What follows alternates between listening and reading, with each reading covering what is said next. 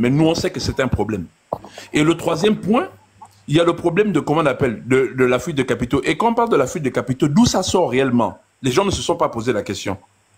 Le Gabon ayant un endettement qui est maintenant au-dessus de celui de, comment on appelle, des critères de la CEMAC, il se rend compte de quelque chose et Oligui rentre en discussion avec la Banque mondiale. La Banque mondiale lui fait comprendre que, mais écoutez, il y a un certain nombre de choses que vous devez arrêter dans votre pays. Notamment, comment on appelle, de laisser l'exonération à un certain type d'entreprise, des subventions sur des produits. Et le troisième point, de régulariser comment on appelle, le problème de l'emploi informel. Et ils disent comment on appelle, à l'État gabonais que votre, comment on appelle, secteur informel, vous vous rendez pas compte, il vous coûte quasiment 500 milliards l'année. Oligui n'arrive pas à croire ce qu'on lui dit. Il dit, comment ça, 500 milliards? Il dit, oui, c'est estimé à 500 milliards. Il dit, mais ce que tu es en train de chercher à vouloir avoir, comment on appelle, de l'argent pour financer tes projets, normalement, en régularisant ces secteurs-là, que ce soit les exonérations, que ce soit les subventions aux produits, et comment on appelle, régulariser la situation des emplois informels, tu peux avoir des masses d'argent qui peuvent aller de 300 à 500 milliards qui te permettront de lancer tes, comment on appelle, tes programmes. À partir de ce moment, il se rend compte de ce problème. Il dit, mais on ne peut pas laisser continuer comme ça. Et surtout, que les gens ils se demandent que, mais pourquoi cette décision a été radicale? Elle a été radicale pourquoi? Mais il y a quelque chose qui le justifie. C'est le taux d'endettement lui-même qui est déjà un critère qu'on ne peut plus laisser aller. Il ne peut plus continuer en montant. Donc, à partir de ce moment, il faut bloquer la saignée automatiquement. Et je comprends qu'une personne qui a été dans ce secteur pendant 30 ans, 20 ans, 40 ans, commence à se dire que non, mais je vais vivre encore de quoi? Mais on comprend ta peur, mais on ne peut pas laisser continuer les choses de cette manière. Le frère, lui, il parle, mais je sais qu'il n'a même pas de données. Regardez en 2023. En 2023, rien que des chiffres de, comment on appelle, du mobile money qui partent du Cameroun vers plutôt du Gabon vers le Cameroun, on a 42 milliards juste pour, comment on appelle, 111 000 personnes. 42 milliards que l'État ne peut même pas avoir une mainmise là-dessus. Et maintenant, pour les autres communautés, qu'est-ce qu'il en est réellement? Au bout d'un moment donné, il faut prendre des mesures qui vont amener à se dire que, oui, les gens certes gagnent de l'argent sur le pays, mais on ne peut pas les... Parce que c'est aussi simple. La création de valeur, vous ne pouvez pas la laisser sortir du pays de manière directe, que ce soit pour les multinationales. Que ce soit pour les multinationales, que ce soit pour les, comment on appelle, les petits secteurs, les petits métiers. Vous ne pouvez pas. Parce que réellement, qu'est-ce qui permet à un pays de se développer? C'est la création de valeur, donc les bénéfices. Mais si les bénéfices eux-mêmes ne permettent pas d'aller dans des réserves, comment on appelle, les réserves légales, ou bien d'aller, comment on appelle, en termes d'épargne dans les banques, vous ne pouvez pas financer votre économie. Et d'un autre point, l'investissement, la plupart du temps, le plus vertueux, c'est celui qui part de la capacité d'investissement, comment on appelle, donc de la CAF des entreprises. Donc, quand une personne fait, comment on appelle, un bénéfice, il faut qu'une partie soit réinvestie automatiquement dans l'activité du pays. Mais sauf que, le cas du Gabon, il faut le dire, ça sort de manière systématique. Oui, on l'a toléré pendant une période. Au bout d'un moment donné, on s'est dit, ça ne peut plus continuer comme ça. Que d'autres personnes viennent, machin et tout. Et voilà pourquoi je dis même que les problèmes de fond, tout le monde est en train de les éviter. On dit, vous venez vous attaquer aux faibles, vous vous attaquez pas aux gros. Mais j'ai dit, mais ces gens-là, c'est de la manipulation. Eramet coûte, comment on appelle, crée quasiment 1200 milliards de francs CFA, comment on appelle, dans l'économie gabonaise. On a dit à Eramet, à partir d'aujourd'hui, la création de valeur doit se faire ici au Gabon. Ça ne se fera plus en France ou en Suède. Eramet a voulu bouler. Aujourd'hui, qu'est-ce qu'ils sont en train de faire? Ils sont rentrés dans le pas. On avait la compagnie nationale d'aviation qui était détenue par des Français. On a dit non, un secteur aussi stratégique, ça ne peut plus continuer comme ça. Il faut que les Gabonais soient propriétaires de ça. Aujourd'hui, qui est propriétaire? Ce sont les Gabonais. Le secteur du pétrole, on était à 25%. Oligui est arrivé, il a dit non, cette part-là est tellement insignifiante, on ne peut plus continuer comme ça. Il faut acheter Assala et Tulo-Oil. Aujourd'hui, on avoisine les 50%. Les gens veulent nous faire un faux procès, ils évitent l'information qu'on peut retrouver partout. Sur les multinationales, ils viennent dire, oh non, votre débat, c'est juste venir de chasser le machin. Oui, ça c'est de la manipulation. Et même, c'est pas parce que c'est des petits métiers, mais s'ils vous coûtent quasiment 500 milliards, comment on appelle, que l'État ne peut pas avoir, on n'a pas le droit de se poser la question que, pourquoi on va continuer à laisser cet argent sortir? Et on vient nous raconter tout et n'importe quoi. J'ai dit, au bout d'un moment donné, si d'autres n'ont pas le courage chez eux de se prioriser, nous on a pris la décision de se prioriser. Exactement. Et la loi est déjà passée. Elle est passée, que vous le vouliez ou ne voulez pas. Vous pouvez nous mettre, il peut avoir le vernis de, comment on appelle, de la xénophobie, le vernis de la haine, c'est votre problème à vous. Nous, Gabonais, on ne regarde pas ça. On a nos problèmes qu'on doit régler. Et c'est pourquoi je dis que genre cette manipulation-là, gardez-la comme vous voulez. Aujourd'hui, les gens me traitent de xénophobe. Je regarde, je m'en fous éperdument. C'est pas mon problème. C'est pas mon problème. Mon problème, c'est de régler mon problème de chômage de mes frères. Mon problème, c'est de, comment on appelle, de maîtriser l'économie de mon pays et d'éviter que les fuites de capitaux ne partent. Le reste, là, faites ce que vous voulez. Insultez-nous tous les jours. Mais ces problèmes-là, réellement, si on les regarde de fond, si une personne est logique, comment on appelle, écoutant ces problèmes, il va se dire, ces Gabonais ont quand même raison. Mais comme les gens veulent enlever la raison pour aller dans les émotions, qu'on arrive avec des injures, des moutonniers, des machins et tout, des gens qui n'arrivent même pas eux-mêmes à comprendre les problèmes. Il vient jurer quelqu'un sur comment on appelle, sur le panel. On va parler avec des gens comme ça. On donne les Gabonais, n'ayez pas honte. N'ayez pas honte.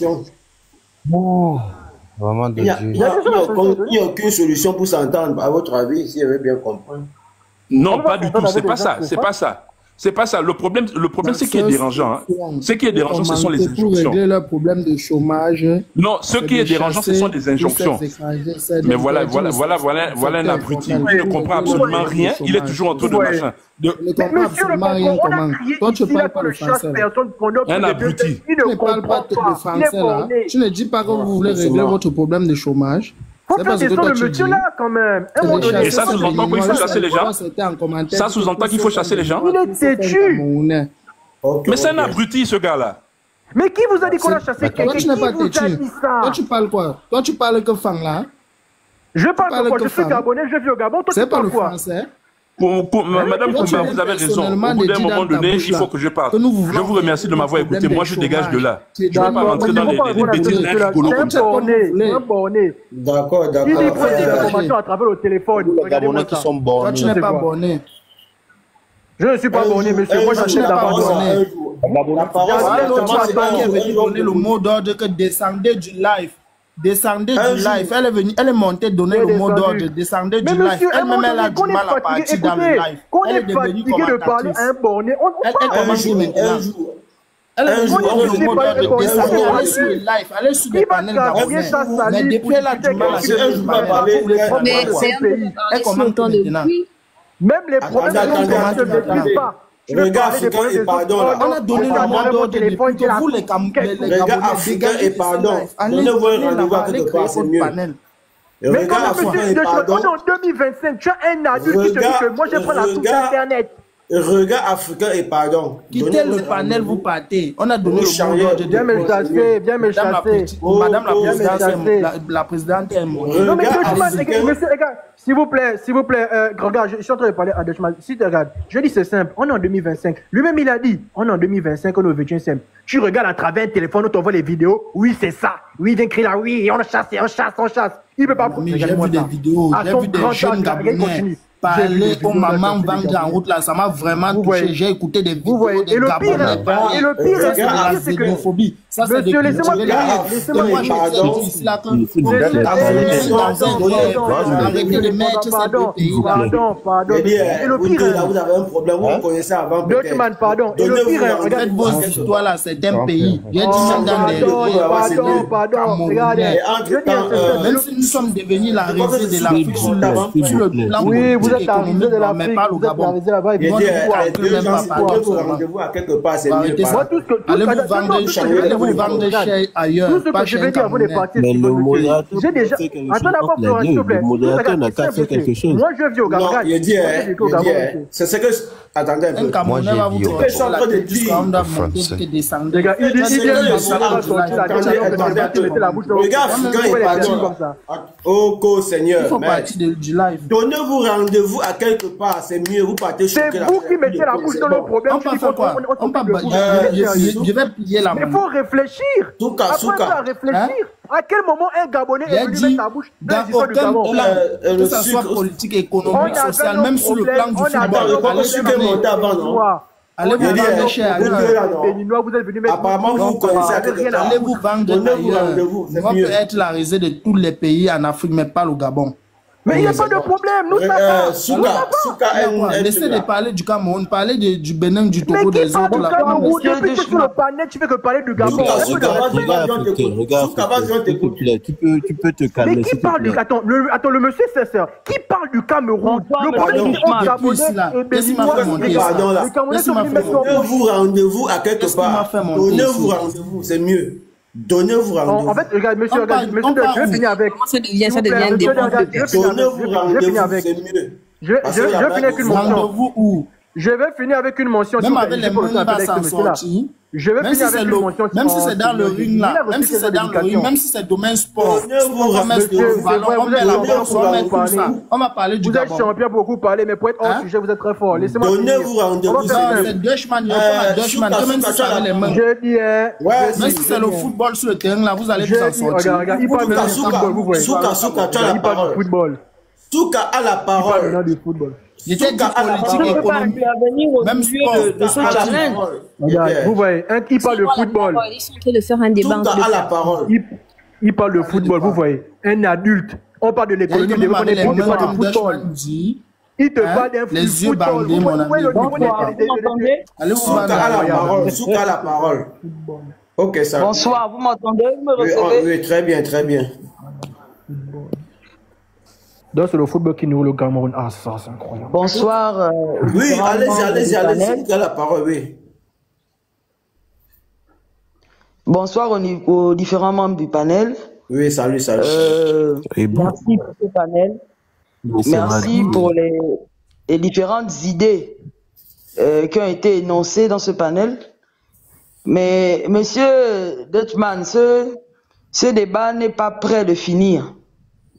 Parce que on a l'impression que c'est une couverture et chacun tire de son côté. Le problème que traversent les Gabonais aujourd'hui est un problème qui existe depuis. Les autres pays africains savaient que le Gabon était abusé, mais ont refusé de penser au Gabon. Aujourd'hui, le Gabon veut penser au Gabon. Ça devient un autre problème. On n'a jamais dit qu'on n'a pas besoin d'étrangers au Gabon. Qu'on n'a pas besoin de la force de l'étranger au Gabon. Toutes les autorités qui ont géré le Gabon avaient mis des politiques qui favorisaient les étrangers au Gabon pour des raisons que eux-mêmes maîtrisaient. Mais aujourd'hui, permettez-nous aussi de réfléchir pour nous-mêmes, sans que ça ne soit une raison de coupe-souffle. On a l'impression que cette situation est venue couper le souffle à certaines communautés africaines. Alors que non. Tous ceux qui sont montés ce soir ne se sont pas lassés d'expliquer. Ils ont utilisé tous les mots possibles pour que le plus petit instruit parmi nous comprenne de quoi il s'agit. Il ne s'agit pas d'une guerre entre Gabonais Camerounais, ni d'une guerre entre Gabonais Béninois ou Gabonais Sénégalais, non. Il s'agit des intérêts du Gabon, vis-à-vis des Gabonais d'abord, ensuite vis-à-vis des communautés avec lesquelles nous sommes en partenariat ou avec lesquelles nous partageons l'Afrique. On ne veut léser personne. Si certains ont utilisé des propos qui ont lésé par maladresse, chacun est responsable. Mais nous n'allons pas faire des panels tous les soirs pour dire que les Gabonais sont xénophobes, les Gabonais sont ceci, d'autres même des pétitions. Les Gabonais doivent sortir de la CEMAG parce que le Gabonais dit, écoutez, pendant longtemps on n'a pas vu clair, maintenant qu'on nous a montré comment il faut faire pour voir clair et qu'on a décidé de voir clair, ça devient un problème. Quand j'écoute Monsieur Regarde Afrique, qui n'a jamais vécu au Gabon, qui ne vit pas au Gabon, je ne sais pas s'il a de la famille au Gabon, dire qu'il s'instruit sur le Gabon à travers des vidéos. Mais où allons-nous? Il a quand même un membre de sa famille ou un ami dans son entourage à qui il peut poser des questions pour se renseigner. Côtoyer les Gabonais combien d'Africains au Gabon ont subi des passions de la part des Gabonais? Combien de vidéos à l'international ont montré des Gabonais en train d'agresser des étrangers au Gabon? Donc on ne va pas prendre un incident de l'embarrainer parce que Tata Bertie a agi avec violence dans ses propos pour généraliser les Gabonais. Pourtant, les Gabonais sont assujettis aux étrangers depuis longtemps. Donc, moi, je pense que quand même s'il fallait que le débat aille jusqu'à 6 h du matin, mais à la fin de ce débat, que chacun reconnaisse qu'il est temps que le Gabon aussi voie clair dans son économie, voie clair dans son organisation, voie clair dans sa politique. Le Gabon ne s'est jamais ingéré dans les politiques des pays voisins.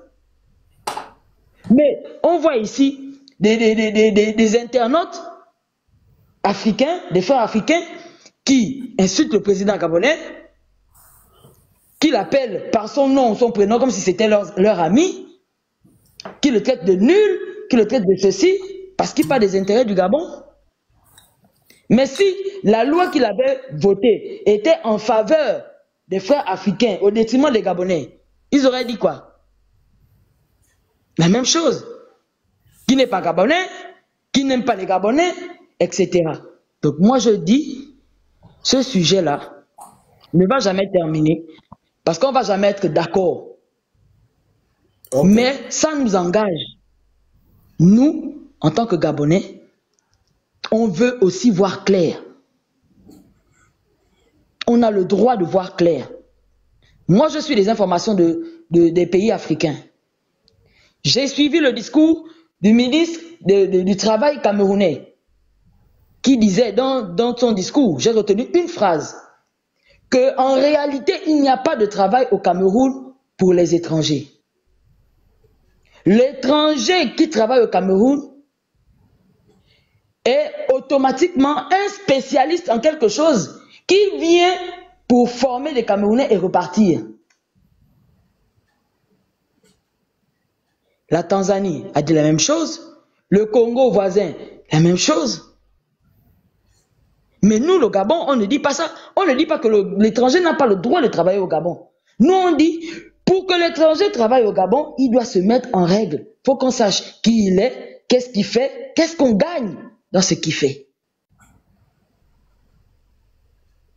J'ai suivi des panels là où des gens sont venus dire oui, la carte de séjour au Gabon, on paye des milliards, de 800 000 de ceci pour la carte de séjour au Gabon, mais ils n'ont même pas pris la peine de prendre d'abord la bonne information avant de venir dire ça, ces choses-là. Donc à un moment donné, est-ce que c'est juste la volonté de salir le Gabon pour que tout le monde se tourne vers le Gabon pour lancer le caillou?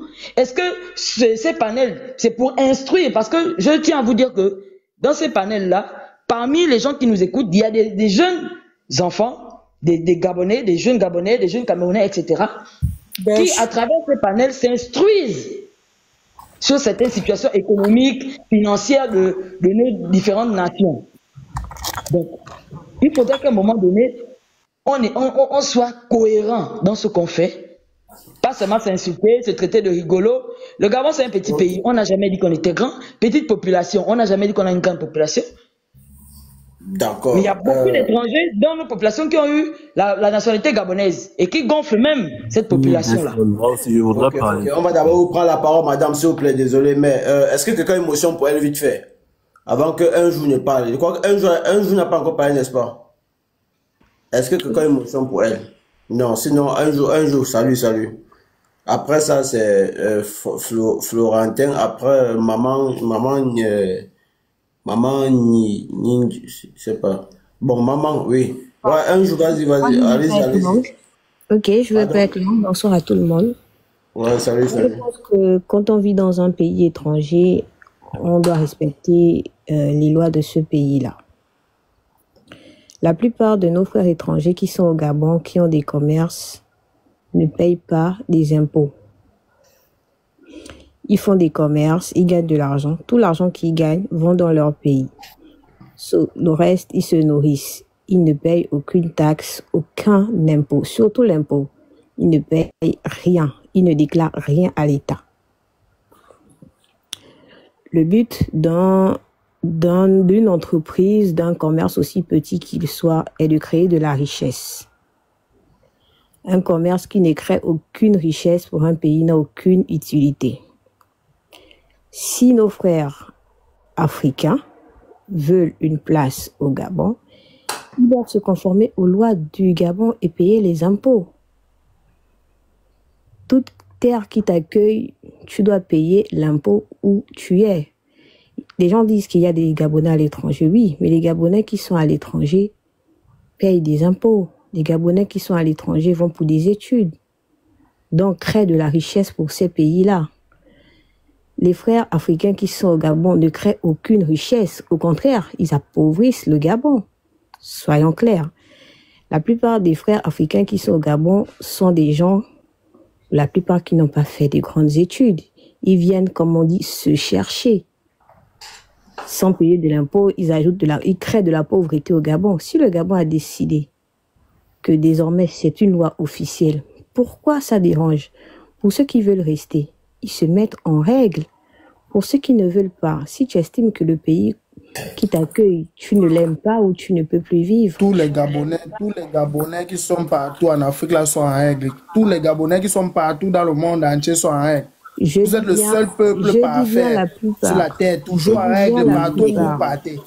Je dis bien tous les Camerounais, tous les étrangers qui sont au Gabon ne payent pas les impôts, c'est oui, ça? Les petits commerces au Gabon ne payent pas l'impôt. C'est ça. Vous êtes le seul peuple le plus parfait. Mais finalement, ça devient un débat entre toi et moi. On va commencer à mal parler. Vous allez dire qu'on a la malbouche. Vous êtes le seul peuple parfait. Laissez finir par s'il vous plaît. Mais finalement, ça devient un débat entre toi et moi ou c'est un panel.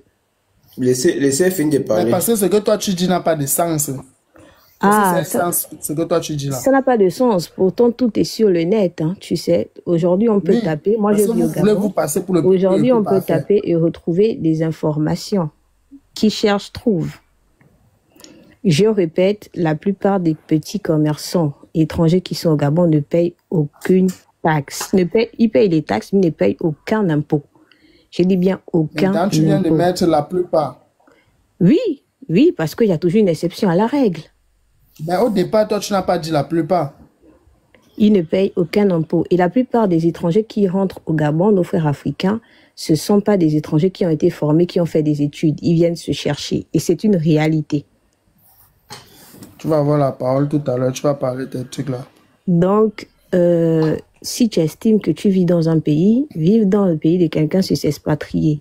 Si tu estimes que tu vis dans un pays et que ce pays-là, tu n'es plus d'accord, mais pars. Il n'y a même pas un débat à faire. La terre qui t'accueille... Parlez avec les chiffres. Vous parlez beaucoup sans chiffres. La terre qui t'accueille... Donnez les chiffres à tout ce que vous racontez. Je ne sais même pas pourquoi ça fait un débat. Une terre qui t'accueille, tu ne te sens pas bien, pars chez toi.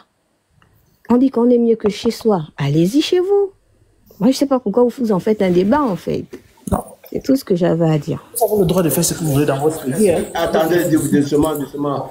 Cyril, doucement. Est-ce que quand émotion pour elle, sinon Florentin? Après Florentin, ça sera... J'ai une émotion rapide. Je salue tout le monde. Non. Si quelqu'un a émotion par rapport à ce qu'elle a dit, vas-y, après. Émotion rapide. Ou bien tu peux même attendre ton temps de parole. Florentin parle d'abord. Non, parce que là... D'accord, merci. Moi, j'ai une émotion. Pardon. Mais c'est après. Je vais prendre la parole après. J'ai une émotion, mais c'est après. Ok, Florentin, allez. D'accord. Je salue tout le monde. Salut. Et je remercie monsieur Deshman pour le temps de parole. Moi, je ne suis pas pour le président gabonais. Je ne suis pas non plus contre le président gabonais. Je dis ça parce que il est le président du Gabon et il a toute la latitude de faire le nécessaire pour son pays. Vous voyez. Bon, d'abord, je dis, je suis béninois. Donc, quand il a la latitude, il a aussi le pouvoir de faire le nécessaire pour son pays. S'il ne le fait pas, c'est qu'il a échoué. Maintenant, un pays qui t'accueille, par exemple, au Bénin ici, tu fais un commerce, le commerce, si tu as un bénéfice, c'est bon. Et ça doit apporter quelque chose au pays. Quelque chose forcément au pays. Si ça n'apporte rien au pays, c'est quoi l'intérêt alors? Donc, être en règle dans ce pays, c'est la moindre des choses qu'un président peut demander à tous les citoyens de ce pays. Je dis citoyens, je parle de nationaux comme étrangers. Donc, tout le monde doit être en règle pour l'évolution du pays, c'est normal, c'est la moindre des choses. Maintenant, peut-être la politique appliquée par le président peut ne pas être... tout le monde ne peut pas être d'accord avec ça. Peut-être la politique a chuté de l'autre côté de la mare, ou bien c'est ce que je vais dire. J'espère que vous comprenez. Peut-être que la politique n'est pas bon. Peut-être. Puisque moi, je ne suis pas à sa place. Je ne sais pas ce qu'il voit. Je ne sais pas ce qu'il voit. Je ne suis pas à sa place. Donc, c'est les réalités qui le poussent à prendre cette décision. C'est lui et son entourage qui le savent. Voilà. Donc, je ne le condamne pas totalement. Totalement, non. Donc, il a peut-être raison. Maintenant, dit que les étrangers... C'est une mauvaise politique. Oui. C'est ce que je dis, la politique n'est peut-être pas bon. Je ne peux pas dire que c'est... régler le problème de chômage, d'emploi dans son pays. Ça, c'est une mauvaise politique au 21e siècle. Et ça, c'est exposer son peuple. Ça, c'est exposer son peuple à la xénophobie. Au 21e siècle, ça, c'est exposer son peuple. Tous ces ressortissants qui se retrouvent... Non, attendez. C'est Florentin qui a la parole. Ça, c'est une... Je vois qu'il n'est pas en train d'aller vite, mais bientôt... S'il vous plaît, monsieur, regard africain, s'il vous plaît. Vas-y, tu peux continuer. S'il vous plaît. D'accord.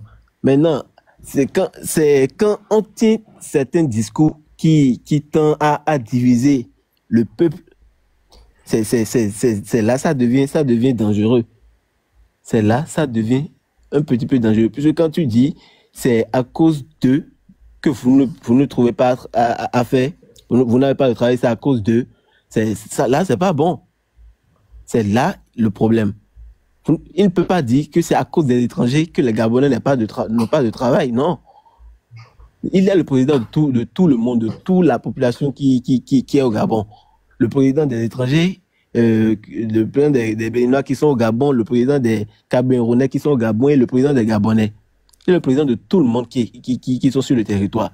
C'est à lui de faire le nécessaire pour que tout le monde ait un boulot, surtout les Gabonais. Donc, il ne peut pas doiter une communauté pour dire, ah, c'est à cause d'eux que vous n'avez pas de boulot. C'est là le truc qui m'a choqué, moi. C'est là, c'est un peu biaisé. Donc, il peut revoir sa politique et puis tout le monde sera content. Donc, je laisse la parole. Il faut avoir le courage de le dire. Toi, tu veux dire... Est-ce que quelqu'un émotion pour lui, sinon? Est-ce que quelqu'un émotion pour lui? J'ai une émotion rapide, là. Pour Florentin. Oui, moi aussi. Non, pour un jour. Pour un jour. Tout à l'heure, j'ai pas pu faire la motion, mais j'aurai une motion pour un jour. Une personne va faire la motion, après maman, je sais pas. Oui, elle va parler. Une personne va faire la motion. Oui. Ok, je voulais dire... Comment tu me dis toujours maman, je ne sais pas. Maman Ninja, ok, voilà. Ok, je voulais juste te dire un jour, vous savez, franchement, moi je pense que, je pense que ce débat, c'est TikTok qui l'a exacerbé. Depuis le départ, j'étais monté sur un panel, j'ai dit, ok, je ne valide pas, personnellement, la manière dont la dame a mis le problème sur les réseaux sociaux. C'est pas bien d'aller filmer les parents des gens de la sorte. Ça frôle l'humiliation. Mais, sur le fond, vous êtes Gabonais, vous revendiquez ce que vous voulez. Moi, j'ai dit le premier jour, elle aurait dû s'adresser au maire, c'est tout. Mais maintenant, qu'est-ce qui est en train d'aller dans tous les sens? C'est que sur les réseaux sociaux, les gens, pour des motifs, il y a des gens qui sont frustrés de chez eux, parce que j'entends des trucs que les gens disent sur les réseaux qui n'ont rien à voir. Et les Gabonais, arrêtez de dire que les gens qui viennent chez vous ne payent pas les taxes, qui sont mal éduqués, vous partez à l'étranger, vous êtes les plus beaux du monde. C'est faux. Ça peut même pas être vrai. Revendiquez vos choses tranquillement sans forcément dénigrer les choses. Vous en avez le droit. Vous n'avez même pas besoin de vous justifier. Mais ne dénigrez pas les autres, vous dénigrez les Sénégalais, ceci, vous dénigrez l'autre là. Non, non, non. Vous n'avez même pas besoin de vous justifier. C'est votre pays. Faites ce que vous voulez. Vous avez besoin que les choses disent à votre gouvernement, on doit exiger ça du gouvernement et qu'on l'applique. Mais vous n'avez pas besoin de vous adosser sur les bases de les gens s'ils sont méchants chez nous, ils viennent chez nous, ils font ceci, c'est là pour faire ça. Ça n'a pas de sens. Faites juste ce que vous avez à faire. Et les gens qui ne respectent pas les règles, foutez-les dehors. Point. Ne venez pas sur les réseaux sociaux dire que non, vous êtes les plus beaux, les autres sont les plus moches. C'est pas vrai. Ok. Une maman ninja, allez-y, allez-y. Bon, moi, je vais d'abord répondre. Pardon? J'ai envie de répondre. Mais normalement, c'est maman ninja qui a la parole actuellement. Ok. Maman ninja, allez-y, allez-y. Merci pour la parole. Oui. Il semble qu'elle a quelque chose à dire par rapport à ce que j'ai dit, peut-être. S'il vous plaît. Oui.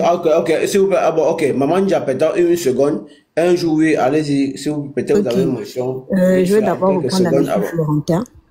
Oui. Monsieur Florentin a dit que, déjà, il a dit le président gabonais est le président de tous ceux qui vivent sur le territoire. Exactement. Mais il est d'abord le président des Gabonais. C'est les Gabonais qui font élire leur président. Donc, il défend d'abord, il est d'abord le président des Gabonais. Donc, c'est d'abord les Gabonais qui l'ont fait élire. Donc, il a presque l'obligation que les Gabonais se sentent bien chez eux. Il a l'obligation. Donc, voilà. Si on n'est pas bien chez nous, si on ne se sent pas bien chez nous, on va être bien chez qui? Chez le voisin? Non. Donc, il défend nos droits. C'est normal. Donc, dire qu'il est le président, il doit veiller à ce que, oui, les populations étrangères qui vivent au Gabon doivent se plier aux droits des Gabonais, mais il est d'abord le président des Gabonais. Ça, c'est la première chose que je voulais relever. La deuxième chose que je voulais relever, ça a été dit, moi je ne sais pas pourquoi, je le répète, pourquoi les populations étrangères se sont aussi frustrées que ça. Vous êtes en règle. On ne peut pas prendre quelqu'un qui est en règle et le mettre dans un bateau pour dire pars ou dans un avion. Mais vous n'êtes pas en règle, il y a un contrôle. Vous partez chez vous. Pourquoi il y a autant de débats? Pourquoi il y a autant de problèmes? Je ne sais pas pourquoi ça va dans tous les sens, en fait. Donc, c'est tout ce que j'avais à relever. Ok. Alors, que celui qui n'est pas content, les gars, c'est je n'ai jamais dit que... Non. C'est maman ninja qui a la parole. D'accord. Elle va trop patienter même déjà. Donc, c'est elle qui a la parole actuellement. Merci. D'accord, merci. Oui. Merci mon frère, bonsoir à tous. Merci. Bon, je vais remercier déjà un jour, je crois que c'est ma sœur qui est là, parce qu'elle a répondu à la motion que je voulais apporter au frère Florent qui disait que le président Oligui est là pour toutes les personnes qui vivent au Gabon. Je voudrais souligner que ce n'est vrai en aucun cas. Le président Oligui est le président des Gabonais et du Gabon. Toutes les personnes étrangères qui vivent là-bas ont respectivement des ambassades. S'ils ont des plaintes à faire, ce sont ces ambassades-là qui font office de président dans ces pays-là. Ce qui sont habilités, c'est comme ça. Oligui est le président il est le président des Gabonais. Donc c'est juste la motion que je voulais apporter au frère qui disait qu'il appartenait. Non. Et lorsqu'il je dis qu'il est le président des Gabonais, il a été élu à 94%. Plus de 94%. Il a été élu pour ses convictions, pour le fait qu'il est venu pour redorer la dignité des Gabonais. Aujourd'hui, il y a des débats à gauche, à droite sur le fait que notre président ait pris une décision, la décision de remettre les petits commerces au peuple gabonais. Moi, je vais dire, et sans langue de bois, pour ceux qui disent que oui, c'est ça redorer l'image du Gabonais, je vais répondre à ces personnes clairement que oui, j'ai eu la chance, sans me jeter des fleurs, d'avoir visité en Afrique 8 pays. Et en Europe, bon, je vais pas parler de l'Europe, mais je vais parler de l'Afrique. J'ai visité 8 pays. Et croyez-moi, dans tous ces pays-là, les commerces sont détenus. À part la Côte d'Ivoire, où je vais quand même dire que il y a eu une diversité. Il y a une diversité chez eux. Mais tout le reste des pays que j'ai visités, que j'ai eu la grâce de visiter, ces pays-là, tous les petits commerces sont tenus par les autochtones. Alors, je ne vois pas pourquoi une décision d'un président gabonais pour son pays, le Gabon, pour sa population gabonaise, qu'il a voté à plus de 84%, puisse bousculer l'univers entier, ou plutôt puisse bousculer particulièrement le Cameroun et le Bénin. La sœur qui a eu à intervenir, Tata Bertie, sur l'affaire du marché, c'est juste un ras-le-bol. On fait un nouveau marché, on a élu un nouveau président qui dit qu'il va redonner, parce que c'est pas tous les Gabonais qui ont fait les hautes études, qui ont fait ci, qui ont fait ça. Il y a les Gabonais qui sont là, qui peuvent faire, les Gabonaises ou les Gabonais qui peuvent maintenant, il apprend aux Gabonais maintenant de prendre les responsabilités par rapport aux autres présidents à l'autre président, donc notamment Bongo, qui l'avait mis dans notre mentalité, qui nous avait laissé croire que le vrai travail, c'est le travail du bureau. On est né dans ça, le vrai travail, c'est le travail du bureau. Et il y a malheureusement ceux qui ne sont pas forcément qualifiés pour être au bureau. On peut être riche en vendant une tomate, un piment, une goyave ou je ne sais trop quoi. Et c'est ce que le président veut nous inculquer aujourd'hui. Il voudrait que les personnes prennent ces petits commerces-là. Non pas pour chasser. Moi, je ne suis pas là pour prendre la part des autres qui disent que, mais pourquoi ils chassent? Non, il peut même les chasser. Il peut les chasser, on peut jouer à ça, si on veut, on peut jouer à ça. Je dis que notre pays a l'argent et notre pays a le droit de prendre toutes les décisions qui favorisent le Gabonais. On n'a aucune justification à donner à qui que ce soit. De la même manière que le Cameroun a le droit de prendre les décisions qui avantagent tous les Camerounais. Aucun pays n'a autorité à se lever pour dire que pourquoi le Cameroun a pris telle décision sur les Camerounais. Non, je suis désolé. Si aujourd'hui l'Europe s'est réunie, la France, le machin, ils ont parlé des Nations Unies parce qu'ils avaient plus ou moins le même niveau de vie, le même niveau d'économie, qu'ils se sont dit qu'ils vont se rassembler. Et même là, en se rassemblant, ils ont encore sélectionné des pays qui n'avaient pas le même niveau de vie, qui n'ont pas le même niveau de vie qu'eux. Pourtant, c'est dans l'Europe. C'est pas toute l'Europe qui a la possibilité de rentrer dans l'Union européenne. Ils refusent parce qu'ils n'épousent pas les convictions que eux ils épousent. Ils n'épousent pas le niveau d'économie que eux ils ont. La France n'accepte pas, par exemple, que je prends, je sais même pas quel pays, les pays de l'Est là-bas entrent dans le truc parce que d'abord, ils n'ont pas la même manière de penser, ils n'ont pas les mêmes religions, ils n'ont pas la même économie, ils n'ont pas ci, ils n'ont pas ça. Et donc ils refusent même qu'ils rentrent. Donc chacun préserve, même lorsqu'on s'unit, chacun préserve son pays. Oligui est en train de redorer les couleurs de son pays. C'est son pays, c'est un Gabonais et aucun, je dis encore, je dis bien et je redis, on n'a aucune justification à donner à qui que ce soit. Moi, j'accepte lorsqu'on me dit que je suis xénophobe.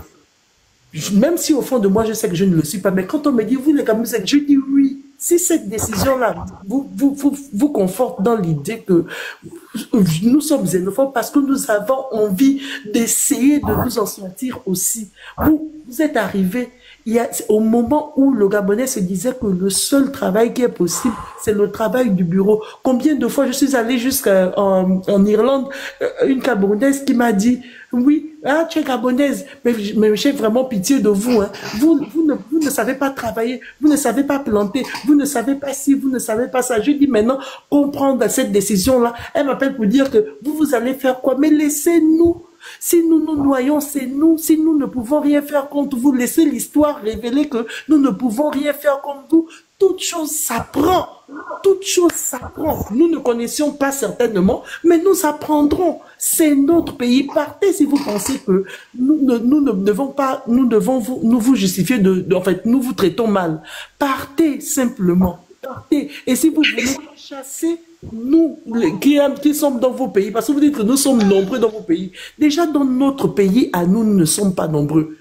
Combien de fois vous allez venir dire que nous sommes nombreux dans votre pays? Nous sommes combien entre nous? Lorsque vous parlez là que les Gabonais aussi sont nombreux chez nous, nombreux là, c'est combien? Dieu a donné, nous a donné notre petite parcelle avec notre petite population. Donc, si dans notre propre pays, nous ne sommes pas nombreux, nombreux que vous dites là, c'est combien chez vous? On ne peut pas reprendre nos gens.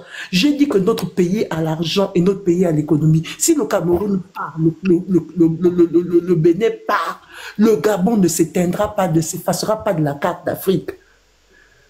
Oligui l'a dit à Trump, qui est le président pratiquement en griffe du monde. Il lui a dit que si tu ne payes pas chez nous, je trouverai d'autres.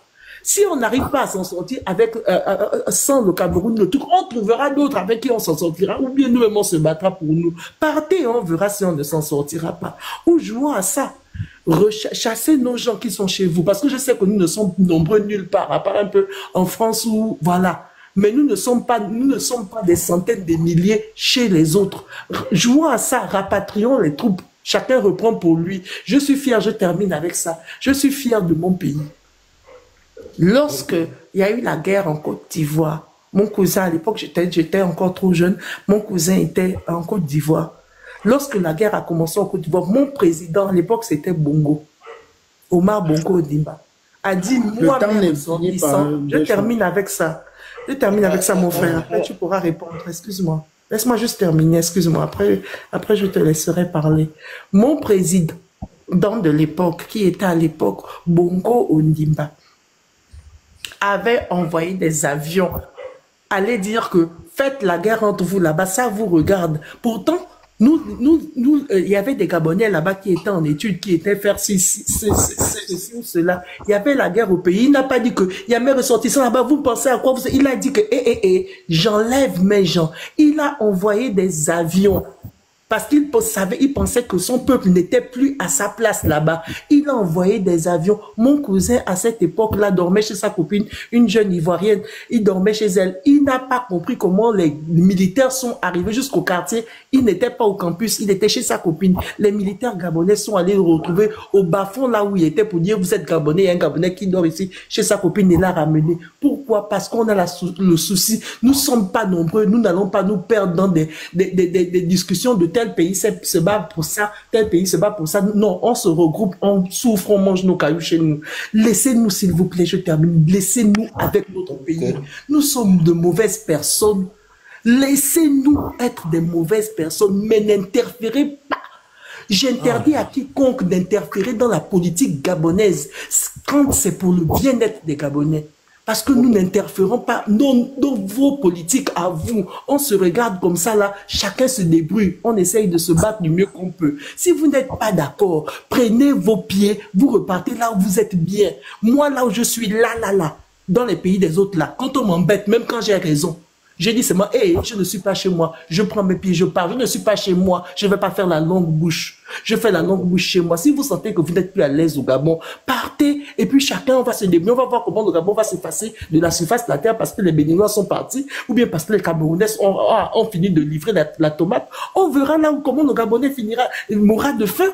Et puis on va voir, l'histoire nous le dira, mais arrêtez d'emmerder le monde pour les décisions, plus pour le bienfait des Gabonais, s'il vous plaît.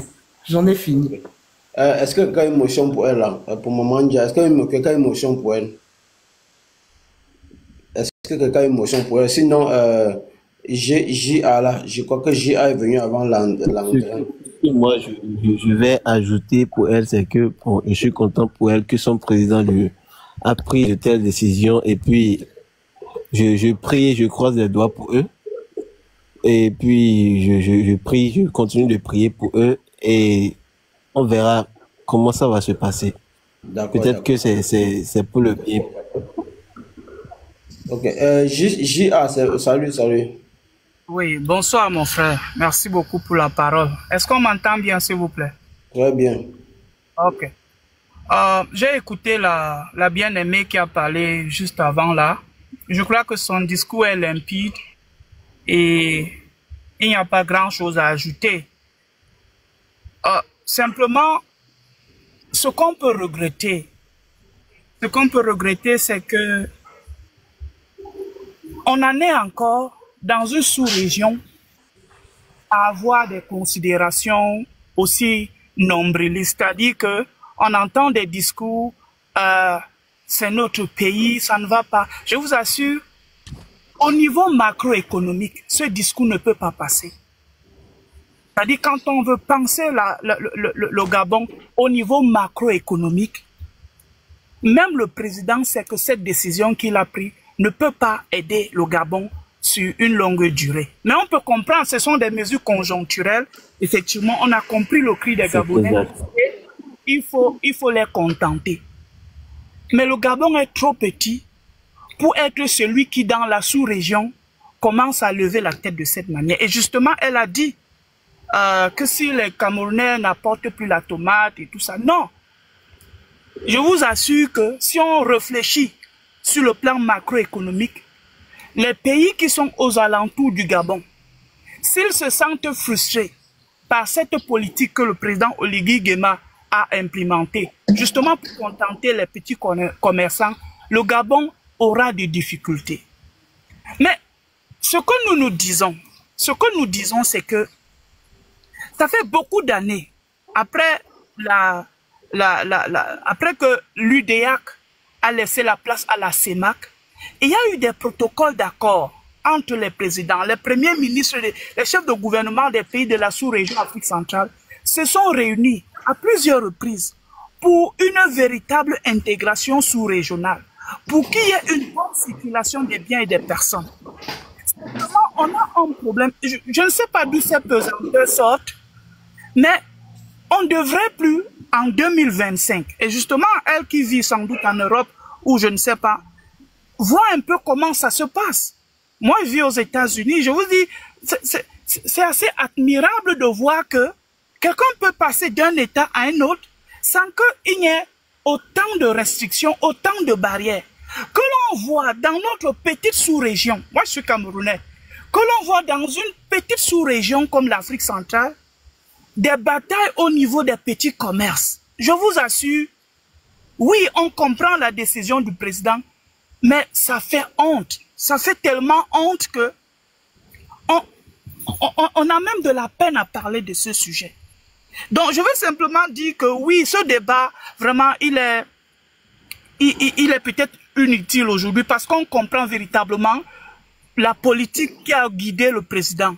Mais si on élève un peu le débat, pour le remettre au niveau de la région et de se dire, si on a encore des choses comme ça, où on peut chasser des petits commerçants, de rentrer chez eux sur la base des discours nombrilistes, non, c'est notre pays et le président a pris ça pour notre bien. Non, si on réfléchit comme ça, on a un problème. Et c'est là où moi, mon problème se pose. Et je vous assure que le Gabon est très petit en ce moment pour pouvoir tenir de bout en bout une telle politique.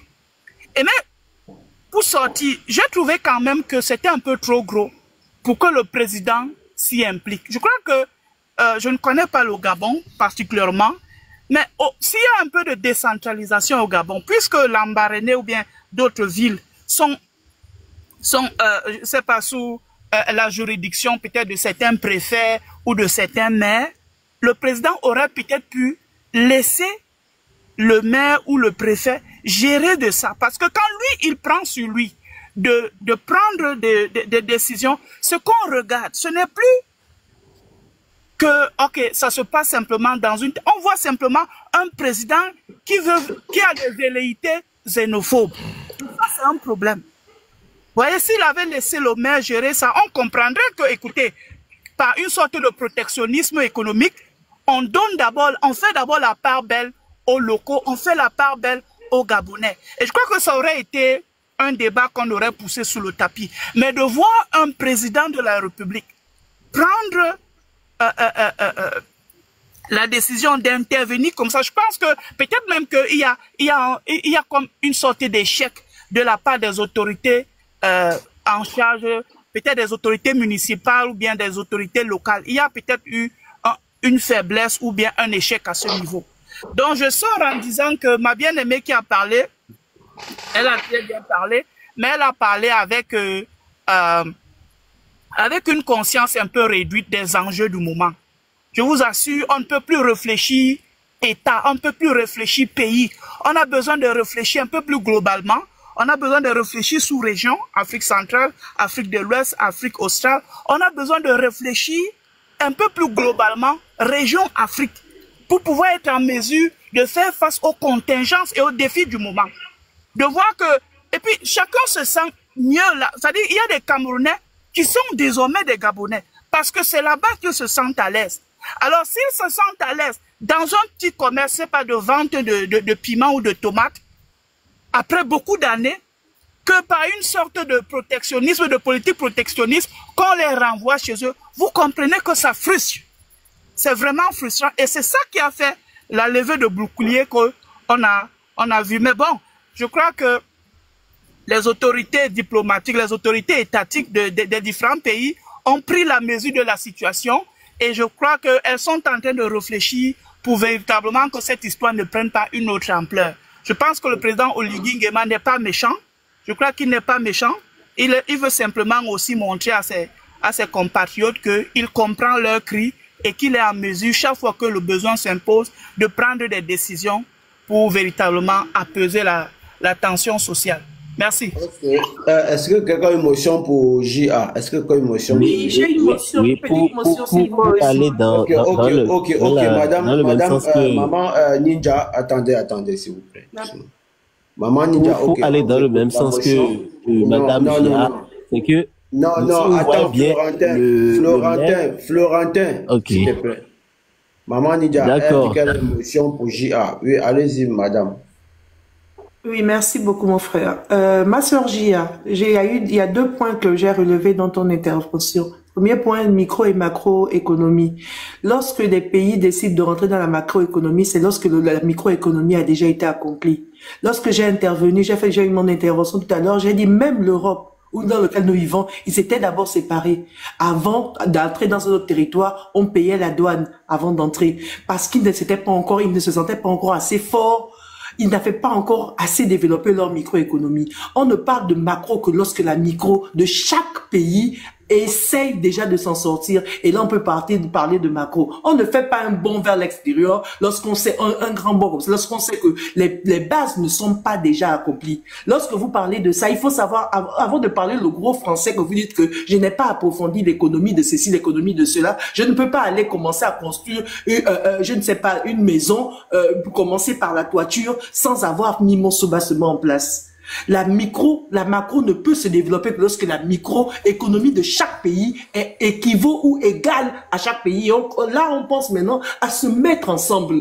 On essaie d'abord, sinon, d'abord développer chacun chez soi. C'est de la même manière que lorsque tu es dans ta maison, tu arranges d'abord ta maison avant de chercher à arranger la maison de l'autre ou balayer la cour de l'autre. Ne me parlez pas, s'il vous plaît, de macroéconomie lorsque la micro n'est pas accomplie. Le Cameroun aujourd'hui qui dit qu'il nourrit le Gabon avec les tomates et les piments qu'ils envoient tout le temps, n'a même pas encore réussi à atteindre l'autosuffisance alimentaire, n'a même pas encore fini de construire ses routes, n'a même pas encore fini de pouvoir avoir ne serait-ce qu'une politique générative, donc de pouvoir avoir qu'un président au moins par décennie. Même ça, on n'a pas encore pu avoir. C'est maintenant de macroéconomie vous voulez parler. Parlons des choses ne parlons pas des choses que nous ne maîtrisons pas, ma sœur.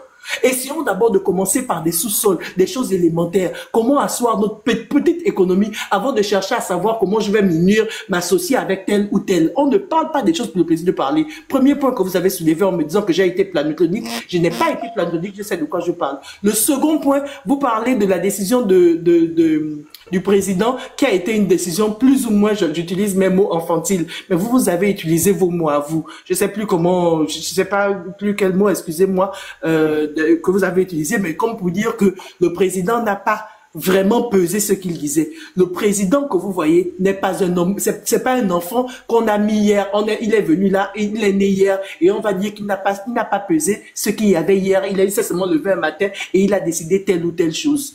Le président que vous voyez là a marché auprès des présidents. Il a été gabonais. Il est né gabonais. Il a été dans les écoles gabonaises. Il a été à l'université, une école supérieure qu'on appelle l'UST chez nous au Gabon. Il a été là-bas. Et après, il est allé au Maroc, il est allé au Sénégal, il a fait les pays des autres avant de revenir. En revenant, il a été longtemps à côté des hommes politiques. Il a fait plus de 20 ans auprès des hommes politiques. Alors, quand vous dites qu'il ne sait pas ce qu'il fait, je doute fort de ce que vous dites.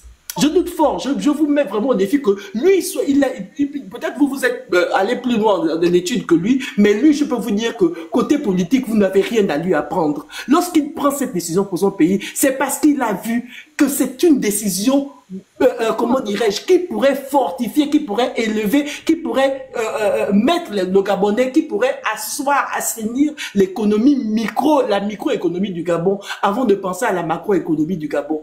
Pour terminer, je dis encore et je redis, même aujourd'hui, l'Europe dans laquelle nous sommes, je vis là, même jusqu'à aujourd'hui, il n'accepte pas tous les pays. Pourquoi? Parce que les autres pays qu'ils rejettent là n'ont pas encore atteint leur microéconomie. Ils refusent parce qu'ils savent que ceux-là vont venir profiter de nous. Même l'Europe, qu'on dit qu'ils ont connu l'indépendance depuis 1700 Kalakala, ils ne refusent pas des pays frontaliers. Jusqu'alors encore, il y a des trucs de douane qui vont payer. Aujourd'hui, la Grande-Bretagne est sortie de l'Union européenne. Pourquoi? Parce qu'ils jugent qu'ils perdent plus que ceux qu'ils gagnent. Pourtant, eux, ils ont déjà dépassé la microéconomie. Ils sont passés à la macroéconomie depuis longtemps. Mais pourquoi ils ont décidé de sortir du grand cercle? Parce qu'ils ont pensé que eux, ils ne gagnaient pas plus que ça. Pour eux, ils perdaient en étant avec les grands groupes. Ma soeur, pardon, les décisions politiques ne sont pas enfantines. Mon président n'est pas un président enfantin. Acceptons simplement ce qui est là. On ne chasse pas. Je termine avec ça. Vous avez dit que chasser les Camerounais ou les machins. On ne chasse personne de notre pays. On ne chasse personne du Gabon. On dit juste que c'est le moment où il faudrait aussi que le Gabonais apprenne à faire ces petits métiers-là. On n'a pas dit aux Camerounais que c'est désormais toi, tu n'as plus accès à ce truc-là. Non. On dit pour le faire maintenant, il faut être réglementé. Donc tu passes par une certaine étape maintenant pour pouvoir le faire. On ne chasse personne. C'est ceux-là qui disent qu'ils ne sont plus déjà, que le fait qu'il y ait... Voilà, ok, excusez-moi, d'accord, merci, je vais m'arrêter là. Mais on ne chasse personne. Nous sommes tous dans ce pays-là, je termine avec ça, excusez-moi d'avoir été aussi longue, mais aucun Gabonais ne chasse un frère, un Camerounais, un Ivoirien, un Béninois, un Togolais. On ne les chasse pas. On dit juste que nous voulons avoir 60-70% de cette part de marché-là. C'est tout. Maintenant, ils ont déjà fait assez de beurre. Ils peuvent maintenant viser les autres grands marchés, demander maintenant des marchés avec l'État, parce que je crois qu'ils sont là depuis longtemps. Et puis, on va toujours continuer à avancer. Donc, merci beaucoup. Et encore Landrin, salut. Landrin, salut. Oui, salut. Moi, j'aimerais rebondir après le frère qui va parler, s'il vous plaît. Merci. Allez-y. Ok. Landrin, salut. Ouais, salut Frangin, salut Deshman, salut le panel. Merci de m'avoir fait monter. J'espère que mon micro est bon. Oui. Bon, en fait, je suis quand même un peu sidéré par rapport à la situation qui prévoit actuellement au Gabon parce que une nation souveraine ne peut pas prendre des décisions pour l'intérêt de ses populations, tout et autres. Ça fait débat partout. Moi, je ne trouve pas ça normal. Laissez les Gabonais gérer leur pays. Et il y a aussi ce côté où les Camerounais ont toujours tendance à dire que non, si demain le Gabon là qu'on va fermer les frontières, ils n'auront rien à manger. Mais attendez, n'oubliez pas qu'il y a des Camerounais actuellement, des agriculteurs camerounais qui lancent des projets en comptant sur le marché gabonais. Vous croyez vraiment que ces agriculteurs seront contents qu'on ferme les frontières? Ils feront quoi de leur culture? Respectez quand même les décisions des pays. On est en train de se plaindre aujourd'hui que non, on a fait ci, on a fait cela. Depuis qu'on a pris cette décision-là, vous avez déjà reçu combien de contingents, combien de personnes sortant du Gabon parce que ça a impacté, la décision a impacté sur leur business là-bas. Personne. Ça veut dire que les gars s'en sortent. Parce qu'aujourd'hui, on dit, on nourrit le Gabon, on fait ceci, on fait cela, tout et autres. Ça, c'est des histoires. Envoyer les tomates là-bas, machin, tout et autres, ça ne représente même rien du tout. En une année, les gars, on peut inverser cette tendance-là. Moi, je parle en tant que Camerounais. Est-ce que vous savez que même en termes d'échange entre le Cameroun et le Gabon, La balance est déficitaire au niveau du Cameroun. En 2024, le Cameroun a acheté les produits du Gabon pour 58 milliards. Par contre, le Gabon a pris 25 milliards chez nous. Vous voyez la différence? Bon, imaginez cela d'ici quelques 5 ans. Descendez un peu de vos chevaux, les Camerounais. Je parle en tant que Camerounais, descendons de nos chevaux. Là, le Gabon a même plutôt une chance pour le Cameroun. Pour l'économie du Cameroun. Le Gabon est une chance. Parce qu'aujourd'hui, il y a beaucoup de businessmen maintenant qui ne fonctionnent que parce que le Gabon existe. Mais quand on veut parler, les gars se lèvent et disent que machin, on peut faire ceci, on peut faire cela. Mais attends, si une nation veut contrôler le flux migratoire sur son territoire, ce n'est que normal. Et en plus, même normalement, c'est même pas le Camerounais qui devrait ouvrir la bouche pour parler de ces choses-là. Parce que même chez eux, là, c'est trop sale. Hein? C'est trop sale. C'est trop sale. Parce que quand j'entends parler de xénophobie, machin, tout et autres, là, c'est pas très propre au Cameroun. Hein? Il y a des panels, vous suivez les panels des Camerounais. Vous savez comment ils se tapent entre eux. Mais aujourd'hui, pour une petite décision, on a tué qui au Gabon? Oui, je vais déplorer le fait que peut-être tous les citoyens aujourd'hui se lèvent pour afficher d'autres. Les citoyens de d'autres États. C'est pas bien. Voilà la seule chose qu'on peut reprocher. Mais pas reprocher la décision de cet État-là. Tous les jours, vous dites que les gens sont paresseux. On leur fait comprendre que bon, j'ai pris conscience que le président dit que j'ai pris conscience que vous êtes paresseux et vous allez travailler de gré de force. Qu'est-ce qui vous empêche de travailler? Les autres ont pris nos métiers, tout autres. Bon, on va leur interdire de le faire. Vous devez le faire. En prenant cette décision, on va aussi les observer. Il ne faut pas que demain, quand Oligui va dire, bon, ils vont aller se peindre, Oligui va dire, non, j'ai libéré un secteur d'activité pour vous. Vous n'êtes pas accaparé de ce secteur d'activité-là, tout et autres. Donc, je remets cela à ceux qui pratiquaient cela avant. Donc, soyons un peu, réfléchissons un peu, les amis. Laissons surtout à mes frères du Cameroun. Là. Les autres peuvent parler, ils sont loin. Mais pour le Cameroun doit quand même faire profil bas. Merci. Ok. Si personne n'a émotion pour lui, Maître peut parler. Mais si tu pouvais me permettre de réagir juste en 30 secondes, s'il te plaît. Ok, vas-y. Ok, allez-y avant que Maître ne parle. D'accord. Vraiment, nous sommes ici dans un débat intellectuel, ok? Je ne suis pas sûr que, au-delà des appartenances au Gabon ou Camerounaises, tout ça, et il n'y a pas quelque chose de personnel entre nous. Et j'ai parlé de façon très générale. La réaction de la sœur Maman Ninja a été assez épidermique. Je ne sais pas pourquoi. Et j'ai le sentiment aussi qu'elle ne m'a pas compris. Ma sœur bien-aimée, s'il te plaît, je veux remettre les choses dans leur contexte. J'ai dit que la décision du président était bonne. Et j'ai dit qu'après toi, on te comprenait de façon très limpide. Il a réagi juste sur la base du protectionnisme. Et le protectionnisme, c'est ça. L'ensemble des décisions qu'on prend pour privilégier d'abord les locaux. Et je suis d'accord avec ça. Et j'ai dit que le souci, justement, c'est qu'en 2025, on a encore des débats de cette nature-là. C'est-à-dire que, alors qu'il y a 10 ans, 15 ans, depuis plus de 20 ans même, que la CEMAC est née, on parle d'une intégration sous-régionale. Ça fait que le Camerounais peut se retrouver au Gabon, le Gabonais peut se retrouver au Cameroun et exercer. Sans que, justement, un jour, on arrive à lui dire est-ce que tu as la carte de séjour, est-ce que tu as le visa. Toutes ces restrictions-là devraient être levées. C'est ce que j'ai dit. Et deuxièmement, quand j'ai dit, je n'ai pas dit que le président prend une décision dont qu'il ne maîtrise pas. C'est pas ce que j'ai dit. J'ai dit c'était trop gros. C'est-à-dire que un sujet comme celui-là, puisque c'est un problème qu'on a localisé, ok, on pouvait laisser l'autorité aux autorités, je ne sais pas, municipales ou je ne sais pas, départementales. Je ne sais pas comment c'est l'organisation administrative là-bas au Gabon. Le préfet, je crois, je ne connais pas ses prérogatives, ses pouvoirs, mais je me dis que c'était un peu trop gros pour le président de pouvoir se pencher sur cette affaire. Parce que d'autres également, toutes les analyses qui sont faites là maintenant, tendent à créer même un autre problème, peut-être un problème diplomatique. Pourtant, ce n'est pas ça. Je ne suis pas sûr qu'au fond, le président, il est méchant. C'est ce que j'ai dit. Donc, ne pensez pas que j'essaie je sais pas, de montrer que le président ne connaît rien. Non, non, non. Le Gabon en fait, le président gabonais prend les décisions qui sont bonnes pour les Gabonais.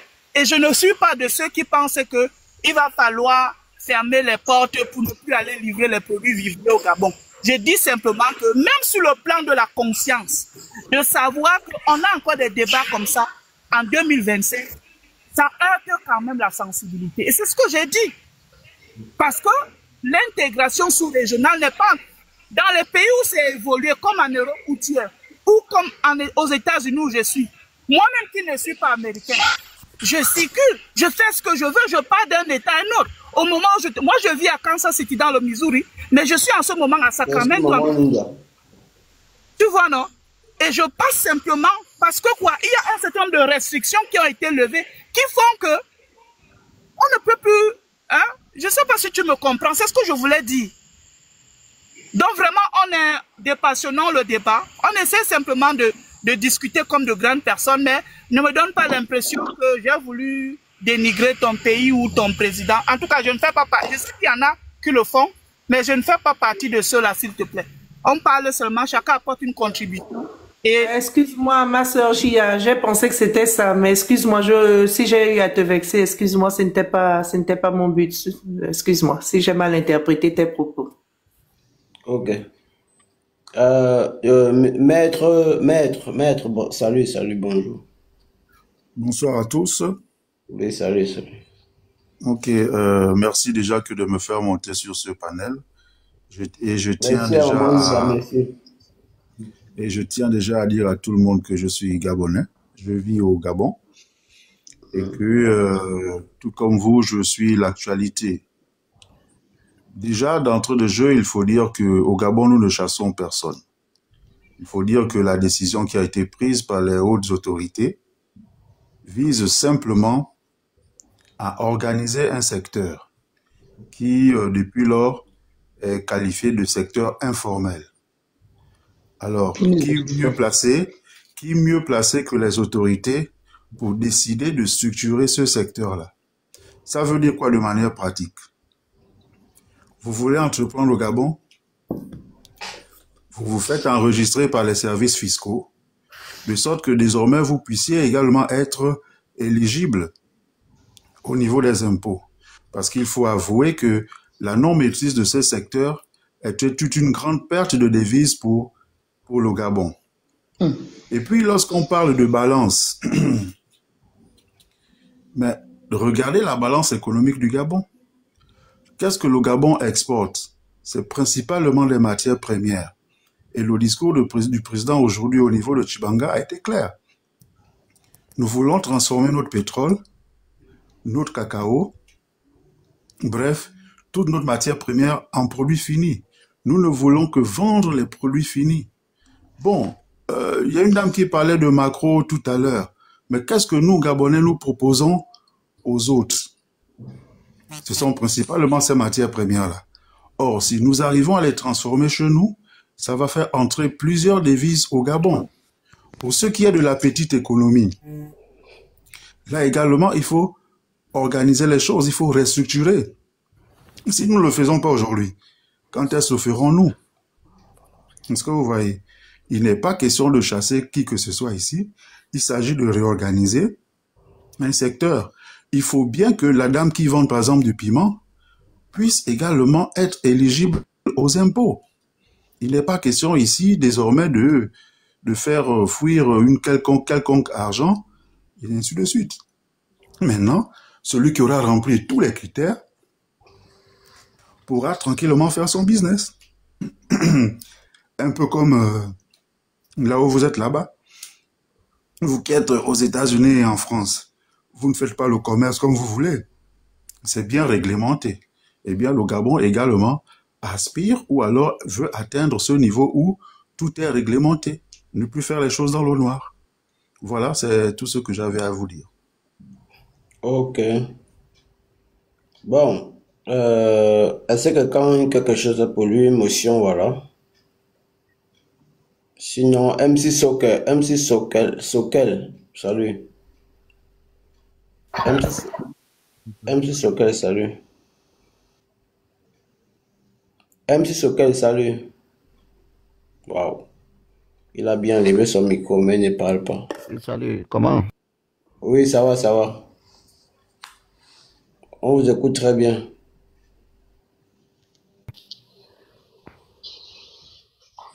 MC Sokel, salut, on vous écoute bien.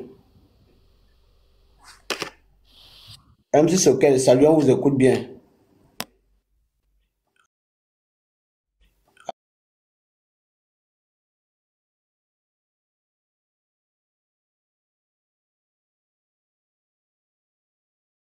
Pas du Cameroun avec Grand K, c'est de là qu'on commence à exister.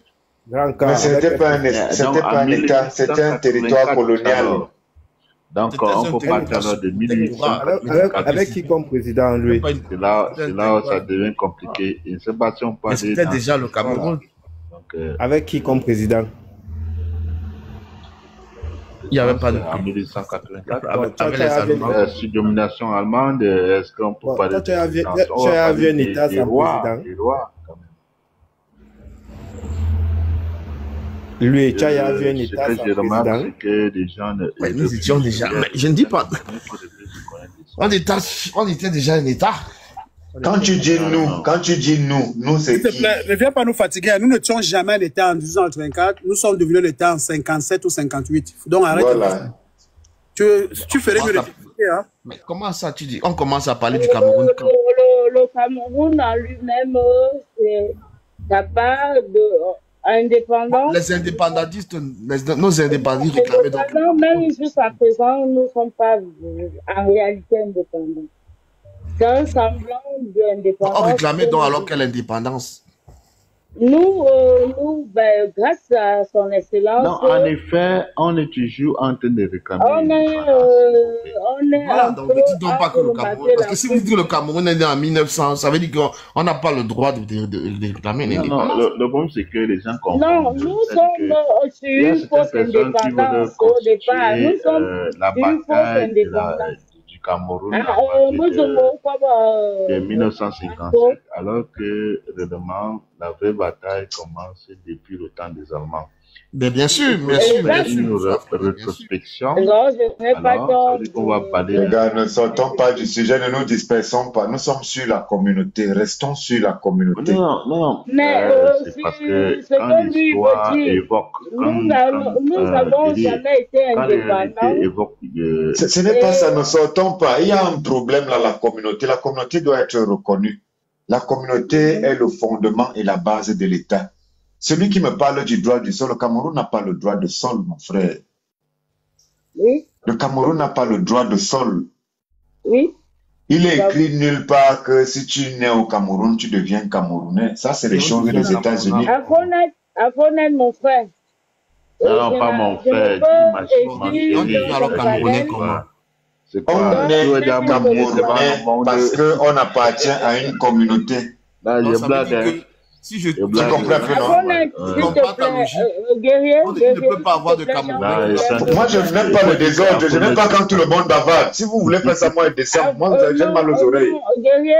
Guerrier, s'il te plaît.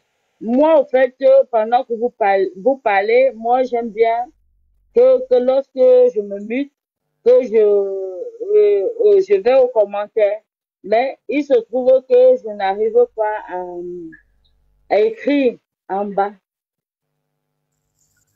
Que tu as un compte, comment on appelle ça? Non, pourquoi tu as le mot nous bloquer, moi? Il m'a bloqué, ok, je vais te dire, ok, je ne comprends pas. Ma soeur, pardon, ne m'accuse pas. Pardon, excuse-moi. Parlez tu as vu, non? Bon, accepte d'abord. Mais j'ai déjà accepté, je suis entré, je suis accepte mon amitié, comme ça va, tout le problème ça. J'ai déjà fait, c'est toi qui dois faire le reste. Merci. Non, accepte mon amitié, j'ai envoyé Mais comment je suis dans le panel, donc il faut que je redescende dedans. Nous, on est là dans les sujets sérieux, les gens, oh, c'est terrible, c'est terrible. Ah, je comprends. Ok, maintenant tu peux commenter. Commente. Mais il faut accepter mon amitié.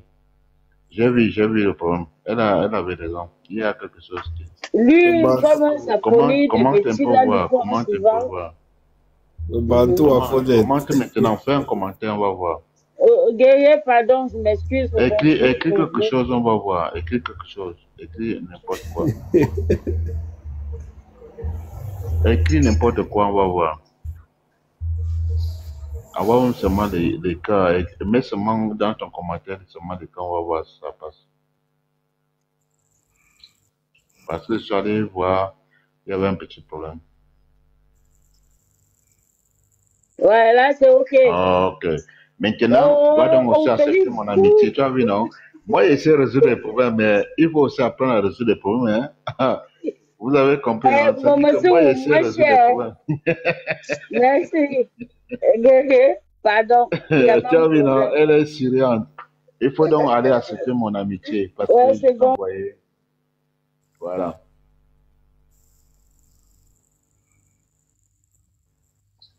Dans lui, le Cameroun, c'est un jeune État.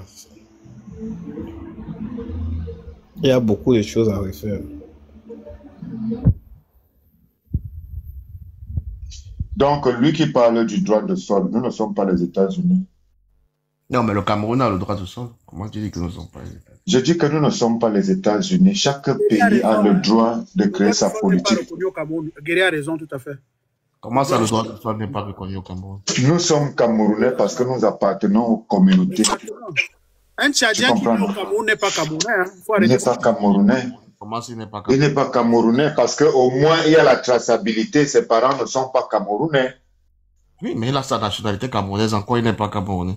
Je dis que tu ne peux pas avoir la nationalité camerounaise parce que tu es né sur le sol camerounais. Tu peux demander à être naturalisé. Ce n'est pas comme aux États-Unis où le 14e amendement te donne le droit d'être américain parce que tu es né sur le sol américain. Tu comprends un peu, non? Et c'est comme ça là-bas parce que c'est leur réalité. Ils sont arrivés là-bas, ils ont taillé les peuples autochtones.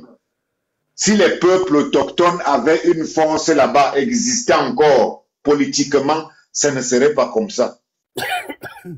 Or, chez nous, nous sommes encore des peuples autochtones. On a subi l'esclavage, la colonisation, mais ça n'a pas supprimé les peuples autochtones. Les peuples autochtones sont toujours là. Et vous voyez que c'est ceux qui veulent le droit du sol qui en même temps veulent tailler les autochtones. C'est différent, les gars. Nous ne sommes pas les States. Les States, c'est les gens qui sont venus d'ailleurs. C'est les gens qui sont venus d'ailleurs. Ils sont venus d'Europe. Voilà. Ils sont venus, ils ont trouvé les autochtones, ils ont taillé les autochtones. Voilà. Comme les